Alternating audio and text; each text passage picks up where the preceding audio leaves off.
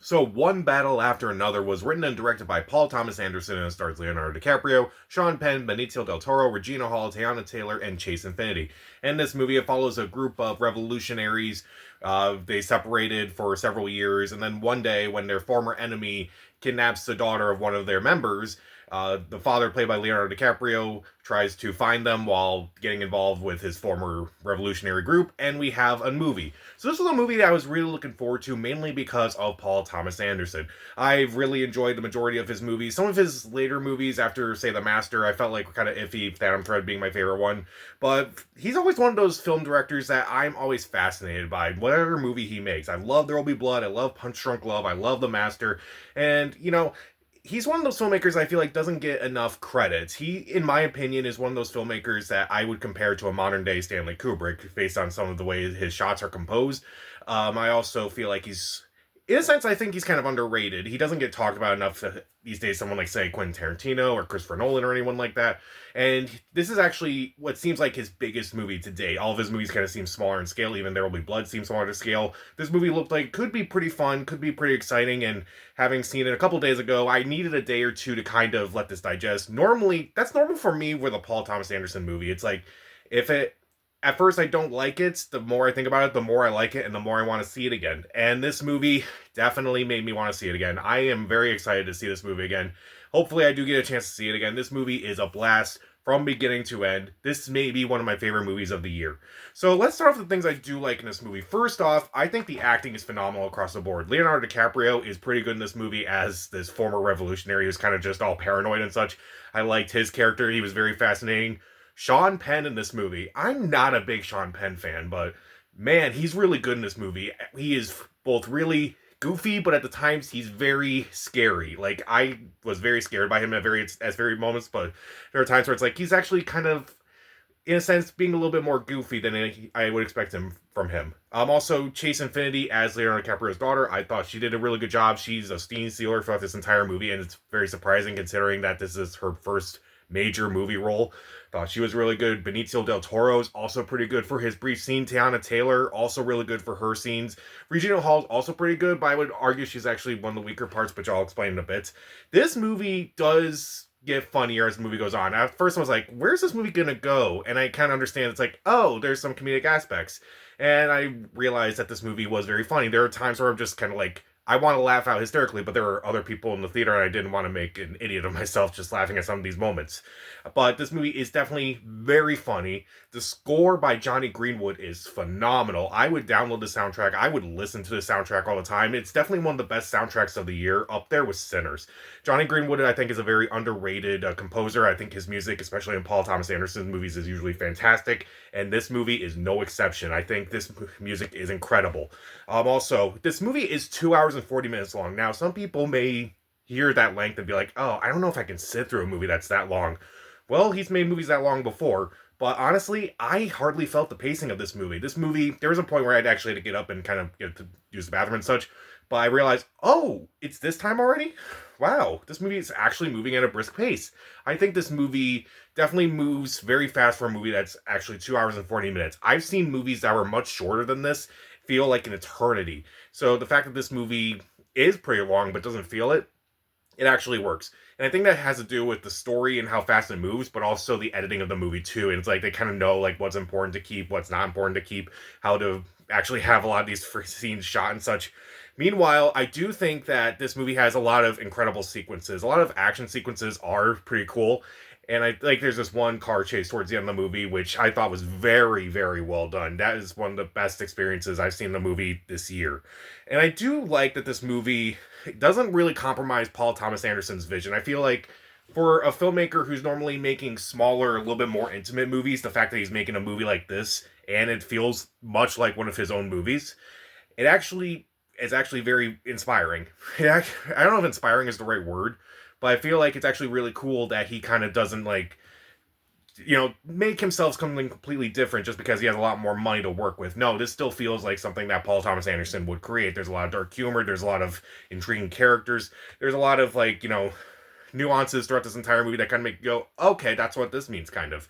I do think that it does work. And something else he does really well with his movies is that a lot of the genres are blended very well. And I would say in one battle after another, the genres are pretty blended well. Like, it's partly a comedy, it's partly a political thriller, it's partly a father-daughter story. It's definitely a movie where it's like, it kind of changes genres throughout, but it never feels like it's a different movie every time. It feels like everything feels organic in this movie. It's a movie that I really enjoyed. I had a blast watching, and I would say at first I was kind of thinking it's like, okay, where's this movie gonna go with some of the things that they are doing and such? And by the end, I'm like, with each act, it kind of got better and better. I'm becoming more and more fascinated by it and really invested in the characters and their stories and such. So that makes me say this is one of his better movies in the last few years. Like, probably his best since The Master and There Will Be Blood. And also, I do think a lot of people have said this is a very timely movie. And I don't know if I would say that entirely. There are definitely some moments where I'm thinking, okay, this kind of relates to something that's kind of prevalent in society right now, unfortunately. But at the same time, I'm thinking everything, there's like a balance. It's like it kind of doesn't say one thing or another, but it definitely kind of calls out some things that I feel like should be called out, which I won't get into the movie per se, because I want people to actually experience this movie without knowing anything going into it. Whatever happened to those days where it's like you go into a movie and not know what you can get from it.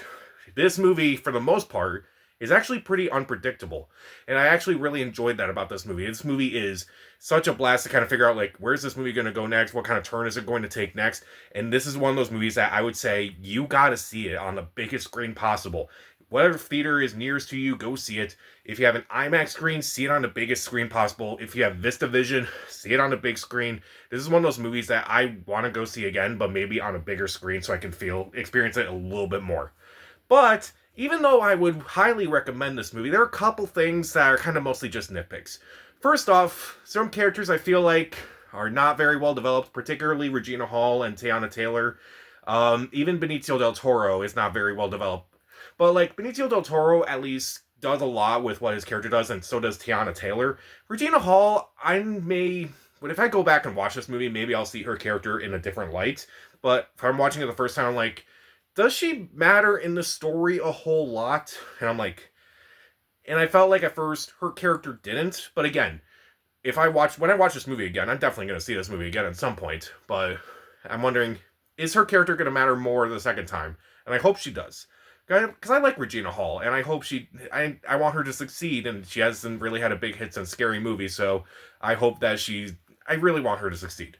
Also, I will say there's one part in the third act where I'm like, this movie's very unpredictable, but I had a feeling it's like, if this situation plays out in a different way, I don't know where this movie's going to go, but I kind of hope it does go in that direction. And unfortunately, it kind of goes in the direction that you expected it to go. And I felt like that was a little underwhelming. It's like, well, yeah, that's kind of where the story would normally go in this situation. All right. Would have been kind of cool. It's like, what would this character do in this other situation if it kind of turned out differently?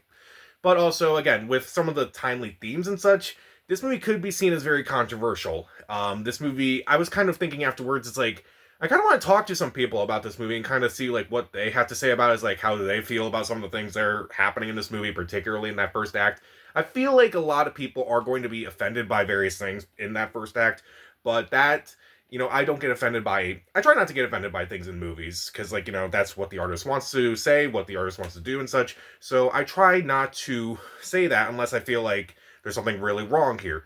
And I wasn't offended by any of the things that happened in this movie. I'm kind of thinking, are other people going to be offended by things that happen in this movie? Because that would be kind of interesting.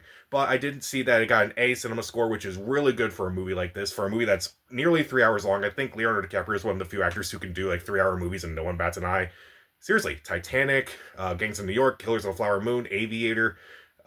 Dude's, like, seen him in, like, a bunch of 3-hour movies and no one bats an eye. And this is no exception. But that's beside the point. But there are times in this movie where I feel like this movie could be kind of, like, controversial, but I hope that people actually do give this movie a chance, and especially go and see it in a big theater. I saw this movie on a Thursday afternoon, so there weren't a lot of people there, but I do hope more people check this movie out. And again, see this movie on a bigger screen if you can. The bigger, the better. So, one battle after another, I thought it was a blast from beginning to end. The acting, incredible. It is very funny. The score, the editing, the pacing, the cinematography, Pretty much everything about this movie is fantastic. It balances a lot of things perfectly, from genres to themes to everything. It's not compromising Paul Thomas Anderson's vision. It can be highly unpredictable throughout it. And also, even though there are some underwritten characters, and I feel like some characters could have been developed a little bit more, and also there's some parts in the third act where I wish they kind of went in a different direction, I would still highly recommend this. I'm only going to give this a rating because I do want to check it out again at some point. I don't know when I'm going to check it out, but hopefully I do check it out again soon, but hopefully on a much larger screen. I will give One Battle After Another 3.5 out of 4 stars. See it. I did see a meme recently where it's like, this is kind of how they wanted Eddington to be, and I'm like, yeah, it's kind of how I felt about this movie too. The better version of Eddington. At least the characters were more well-defined in this movie than Eddington. But that's beside the point. This is a movie that you should definitely check out at some point. If you're a fan of movie-going experiences, if you're a fan of Paul Thomas Anderson, if you're a fan of like movies that kind of blend a lot of genres, definitely check this movie out. It's a blast. So One Battle After Another, did you see it? And also, what are your favorite and or least favorite Paul Thomas Anderson movies? Comment down below, subscribe to the channel. This is Pat, and stay safe.